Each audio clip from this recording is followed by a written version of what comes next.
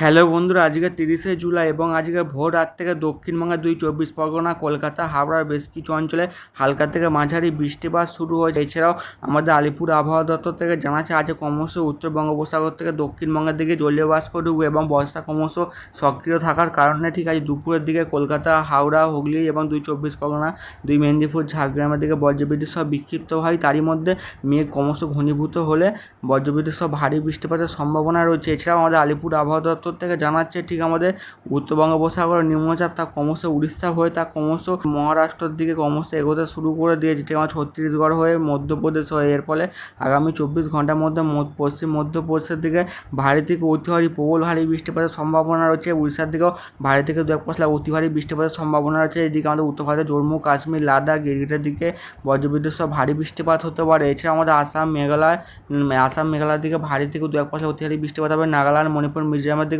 শুধু ভারী বৃষ্টিপাতের সম্ভাবনা রয়েছে। তারই মধ্যে বজ্রবিদ্যুৎ সহ বিক্ষিপ্ত ভারী বৃষ্টিপাত হবে। এদিকে গুজরাটের দিকেও ভারী থেকে 2-1 অতি ভারী বৃষ্টিপাতের সম্ভাবনা রয়েছে। এদিকে আমাদের তামিলনাড়ু, কর্ণাটক, কেরালার দিকেও বজ্রবিদ্যুৎ সহ ভারী বৃষ্টিপাতের সম্ভাবনা রয়েছে। এবং আমাদের ঠিক আগামী 4 থেকে 5 দিন তো আমাদের ঠিক উড়িষ্যার দিকে এত ভয়ঙ্কর আকারে বৃষ্টিপাতের ফলে উড়িষ্যার বেশ কিছু অঞ্চলে বন্যা পর্যন্ত সৃষ্টি হয়েছে। যে নিম্নচাপটি দক্ষিণবঙ্গে ঢুকলো, দক্ষিণবঙ্গে বৃষ্টি হয় না, হালকা থেকে মাঝারি হয়েছে, তবে উড়িষ্যার দিকে প্রচণ্ড আকারে বৃষ্টিপাত হয়েছে।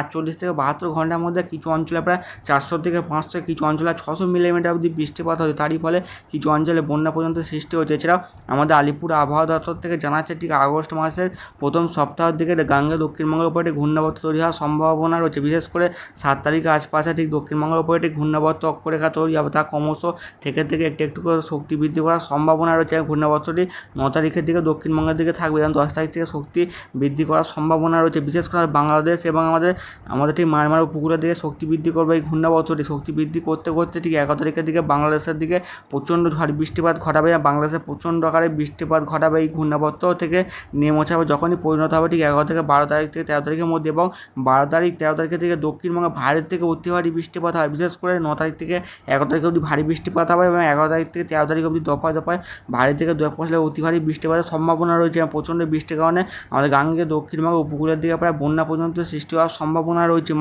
এইবার যে গাঙ্গে দক্ষিণবঙ্গে হালকা থেকে মাঝারি বৃষ্টিপাত হচ্ছিল, এইবার থেকে গাঙ্গে দক্ষিণবঙ্গে ভারী বৃষ্টিপাত আসতে চলেছে। ঠিক আমাদের আগস্টের প্রথম সপ্তাহের পর থেকে দক্ষিণবঙ্গে প্রচণ্ড আকারে বৃষ্টিপাত হবে এবং আমাদের ঠিক দক্ষিণ 24 পরগনা থেকে স্বাভাবিকের থেকে প্রায় 10 থেকে 11% বেশি বৃষ্টিপাত হচ্ছে। যেখানে আগামী 1 সপ্তাহ আগে দক্ষিণবঙ্গের ঘাটতি, আমাদের দক্ষিণ 24 পরগনার ঘাটতি ছিল, সেই ঘাটতি বৃষ্টি পুরাপাত পূরণ করছে এবং এই আগস্ট মাসের দিকে পুরো গাঙ্গে দক্ষিণবঙ্গে জুড়ে বর্ষা স্বাভাবিক হওয়ার সম্ভাবনা রয়েছে। দক্ষিণবঙ্গে এখনও বৃষ্টির ঘাটতি রয়েছে, প্রচণ্ড আকারে বৃষ্টিপাত আসতে চলেছে দক্ষিণবঙ্গে।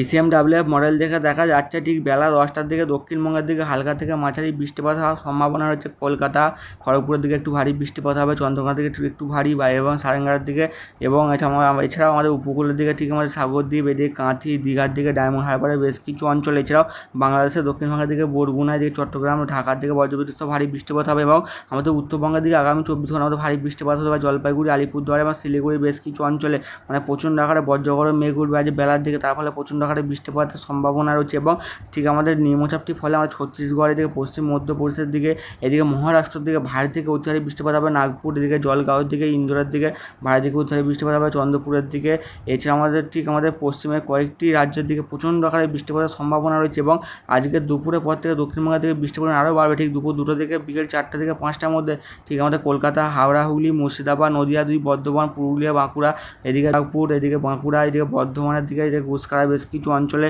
এছাড়া আমাদের পূর্ব বর্ধমান, পশ্চিম বর্ধমান, চন্দ্রকোনার দিকে বেশ কিছু অঞ্চলে বজ্রবিদ্যুৎ সহ ভারী থেকে 2-1 অতি ভারী বৃষ্টিপাত হয়। যদি বজ্রগড় মেঘ ক্রমশ ঘনীভূত হয় তাহলে প্রচণ্ড আকারে বৃষ্টিপাতের সম্ভাবনা রয়েছে। বিশেষ করে 31 তারিখের দিকে আমাদের ঠিক পশ্চিমের কয়েকটি রাজ্য, ঠিক আমাদের গুজরাট আছে, এদিকে গুজরাটের পাশাপাশি সুরাট, মুম্বাই মধ্যপ্রদেশের দিকে, এদিকে আমাদের ঠিক মহারাষ্ট্রের দিকে প্রচণ্ড ভারী থেকে অতি ভারী বৃষ্টিপাত হবে। ইন্দোর, এই জলগাঁওয়ের বেশ কিছু অঞ্চল, সুরাটের দিকে মুম্বাইয়ের দিকে ভয়ঙ্কর আকারে বৃষ্টিপাতের সম্ভাবনা রয়েছে।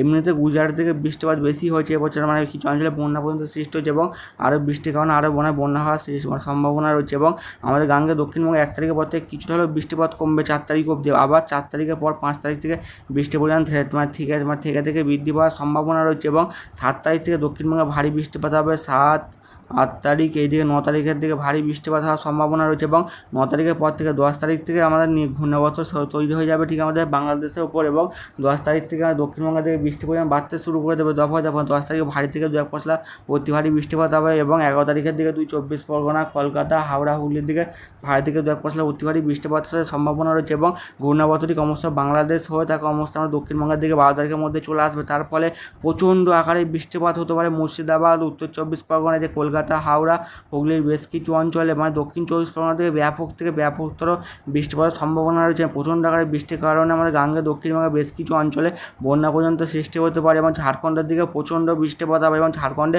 প্রবল আকারে বৃষ্টির ফলে নদীগুলো ফুলে ফেঁপে উঠবে। তার ফলে দক্ষিণবঙ্গের দিকে আবার ডিভিসির জল যদি ছেড়ে দেয়, ঝাড়খণ্ড থেকে দক্ষিণবঙ্গের বেশ কিছু অঞ্চল প্লাবনের সম্ভাবনা রয়েছে।